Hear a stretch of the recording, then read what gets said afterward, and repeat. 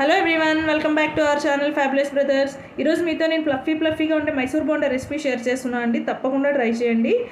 So నేను 4 మెంబర్స్కి చేశాను అనమాట. సో 4 మెంబర్స్కి అయితే 1 కప్ ఆఫ్ కర్డ్ తీసుకున్నా.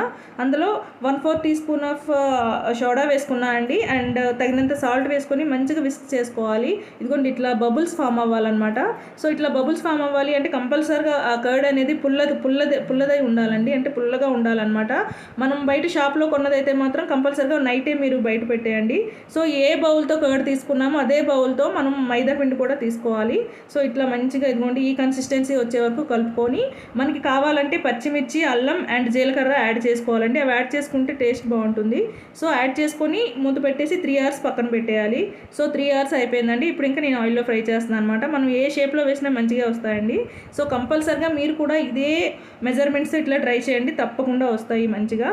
సో యాక్చువల్గా ఇది ఆంధ్రాలో అవైలబుల్గా ఉంటాయండి, దొరుకుతాయి. బట్ బెంగళూరులో అసలు దొరకవు అనమాట. అందుకే ఇంకా మా హస్బెండ్కి ఇష్టమని నేను ట్రై చేసా. చాలా మంచిగా వచ్చాయి. సో మీరు కూడా సేమ్ మెజర్మెంట్స్తో ట్రై చేయండి, తప్పకుండా చాలా బాగా వస్తాయి. అండ్ కామెంట్ కూడా చేయండి మీకు ఎట్లా వచ్చిందో ఏంటో. ఓకేనా? Thanks for watching. బాయ్.